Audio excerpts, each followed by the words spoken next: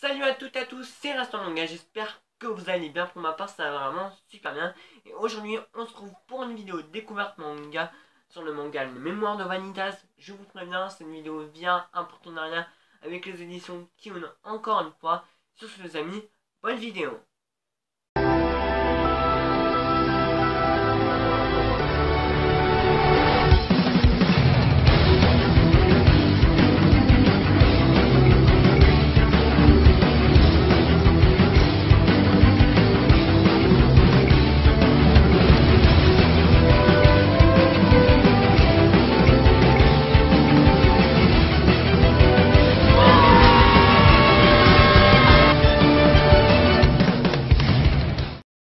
Les Mémoires de Vanitas, c'est un manga qui a été dessiné et scénarisé par Jun Mochizuki, l'auteur de Crimson Shield, un one-shot, et de Pandora Hearts, une série terminée en 24 tomes.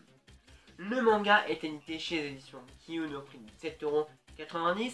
C'est un shonen de genre aventure et fantastique.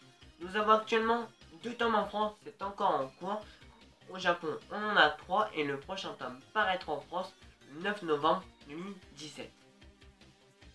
Fin du 19e siècle à Paris, Paris est en pleine agitation suite à une attaque de vampires soudaine. Pourtant, la règle d'or des vampires n'était de ne pas s'en prendre aux êtres humains. On va très vite apprendre l'existence de vampires contaminés par on ne sait pas quoi encore, on ne sait pas comment les vampires sont contaminés et par qui et à cause de quoi. Et dans ce premier tome, on va suivre l'histoire de Noé, un vampire qui est à la recherche des mémoires de Vanitas. Un jour, Noé va monter à bord d'un bateau flottant, si je peux appeler ça comme ça, et il va faire la rencontre de Amelia, une jeune fille qui a 2 doigts de faire un malaise.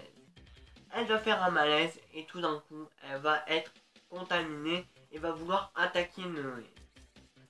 Comme par hasard, Vanitas va apparaître et Noé va être vraiment bouche bée et il va voir que Vanitas possède les grimoires de Vanitas et le but de Vanitas est de soigner tous les vampires et de tous les éradiquer. Et le but de Noé est juste d'apporter les informations des mémoires de Vanitas à son maître. Ils vont donc collaborer ensemble. Noé, lui, pour en apprendre plus sur ce fameux grimoire. Et Vanitas pour soigner tous les vampires et tous les éradiquer. Et franchement, les mémoires de Vanitas a été vraiment un véritable coup de cœur. J'ai énormément apprécié ce premier tome. On voit des dessins tout simplement qui sont magnifiques et parfaitement bien détaillés et rythmés. On voit vraiment que l'auteur a cherché à faire des recherches sur le Paris du 19e siècle et à chercher à améliorer son trait parce que vraiment les décors sont juste magnifiques. Second point positif, on a des personnages vraiment super attachants, surtout Noé et Vanitas, que non plus ils sont attachants, ils sont aussi charismatiques. Et j'aime beaucoup leur chara-design. Donc voilà le chara-design de Vanitas. Et voilà le chara-design de Noé. Donc là, c'est les 2 premiers tomes. Troisième point positif qui est l'intrigue. J'ai adoré l'intrigue. Surtout, l'intrigue est centrée sur nos 2 protagonistes. On se pose vraiment énormément de questions. Surtout sur Vanitas qui a un côté assez sombre. Du côté où il veut exterminer et soigner tous les vampires. Et on a Noé. On se pose beaucoup de questions. Pourquoi il est à la recherche des mémoires de Vanitas? On sait que c'est pour son maître, mais qui est son maître et qu'est-ce que son maître veut faire avec les mémoires de Vanitas? Et on a un enjeu.